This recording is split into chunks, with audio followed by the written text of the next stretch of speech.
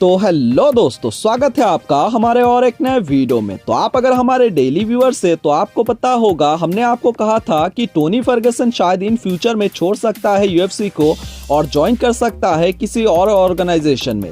तो ये बात सच निकला दोस्तों। टोनी फर्गसन को आप इन फ्यूचर में यूएफसी के अंदर फाइट करता हुआ नहीं देखने वाले हैं, और क्योंकि टोनी फर्गसन ने साइन कर लिया है जीएफएल के साथ। जीएफएल जो एक नया ऑर्गेनाइजेशन है एमएमए का, तो उसके साथ टोनी फर्गसन ने साइन अप कर लिया है। तो इस वजह से आप नहीं देखने वाले हो टोनी फर्गसन को यूएफसी में वापस से।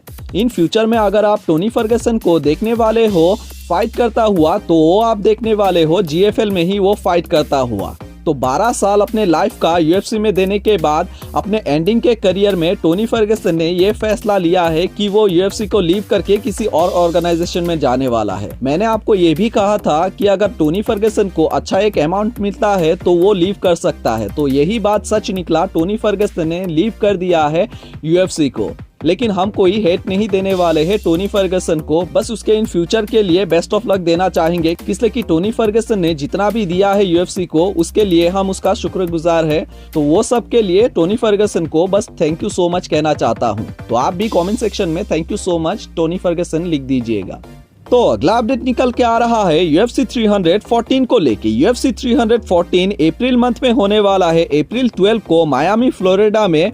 तो वहां पे एक बहुत बड़ा फाइट अनाउंसमेंट हो गया है, और वो है आपका डोमिनिक रेस फाइट करेगा निकिता क्राइलोव के साथ। हाँ, ये आप सही सुन रहे हो, डोमिनिक रेस फाइट करने वाला है निकिता क्राइलोव के साथ UFC 314 में।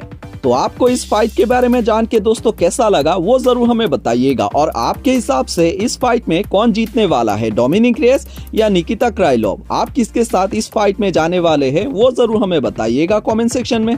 तो अभी लाइट वेट डिवीजन में बहुत कुछ हंगामा चल रहा है, किसलिए कि दो फाइटर ऐसे हैं जो खुद को नंबर 1 कंटेंडर बता रहा है, जो कि रिसेंटली नंबर 1 कंटेंडर हुआ है, और एक बंदा उसी को हरा के जो नंबर 1 कंटेंडर है, और वो है आपका अरमान सारुकेन, जो पहले नंबर 1 कंटेंडर बना था चार्ल्स ओलिवेरा को हरा के, और चार्ल्स ओलिवेरा जो माइकल चैंडलर को हरा के वापस से नंबर 1 कंटेंडर बना है। तो इसको लेके आपको पता है कि अरमान सारुकेन फाइट नहीं कर सका इस्लाम मकाचेव के साथ ड्यू टू उसका इंजरी। तो इस वजह से अरमान सारुकेन के जगह रिनाटो मोइकानो फाइट किया था इस्लाम मकाचेव के साथ, वो लाइट वेट चैंपियनशिप के लिए। तो वही नंबर 1 कंटेंडर वापस से बनने के लिए अरमान सारुकेन ने दिया है वापस से चैलेंज चार्ल्स ओलिवेरा को। अरमान सारुकेन ने कहा है कि नंबर 1 कंटेंडर का एक नाम है, और वो नाम है अरमान सारुकेन। अगर कोई नंबर 1 कंटेंडर बनना चाहता है तो मेरे से फाइट करना होगा, मुझे हराओ और बन जाओ वो नंबर 1 कंटेंडर। मैं रेडी हूँ तुम्हारे साथ फाइट करने के लिए, डरो मत, मेरा नाम खुल के कहो, और मैं प्रॉमिस करता हूँ मैं जोर से नहीं मारूंगा। वो लाइट वेट डिवीजन में नंबर 1 कंटेंडर का एक नाम है, और वो है अरमान सारुकेन, ये याद रखना। तो ये कहना था अरमान सारुकेन के तरफ से। अभी करंटली जो नंबर 1 कंटेंडर है चार्ल्स ओलिवेरा, तो उसको। तो क्या दोस्तों आपको लगता है कि चार्ल्स ओलिवेरा अरमान सारुकेन के साथ वापस से फाइट करेगा? इसलिए कि अरमान सारुकेन तो रेडी है फाइट करने के लिए वापस से चार्ल्स ओलिवेरा के साथ। लेकिन क्या आपको लगता है कि चार्ल्स ओलिवेरा मानेगा अरमान सारुकेन के साथ फाइट करने के लिए? और अगर ये फाइट हुआ भी तो क्या आप देखना चाहेंगे दोस्तों ये फाइट? तो अगला अपडेट निकल के आ रहा है हमजा चिमाएव के तरफ से। हमजा चिमाएव ने अपना 2025 का प्लानिंग रिवील कर दिया है कि हमजा चिमाएव किसके साथ फाइट करना चाहता है 2025 में, और कहां फाइट करना चाहता है। तो हमजा चिमाएव ने कहा है कि UFC 312 में जो फाइट करने वाला है शॉन स्ट्रिकलैंड और ड्रिगस डुप्लेसिस के बीच में जो फाइट होने वाला है UFC 312 में, तो उनमें से जो भी जीतेगा उसके साथ हमजा चिमाएव फाइट करना चाहता है मई या जून मंथ में। और वो चैंपियन को हरा के हमजा चिमाएव ने कहा है कि मैं बनने वाला हूं चैंपियन, और मैं चैंपियन बनते ही वापस से अपना चैंपियनशिप बेल्ट को डिफेंड करना चाहता हूं अक्टूबर मंथ में। अक्टूबर मंथ में मैं अपना मिडिल वेट चैंपियनशिप का बेल्ट को डिफेंड करना चाहता हूं अबू धाबी में।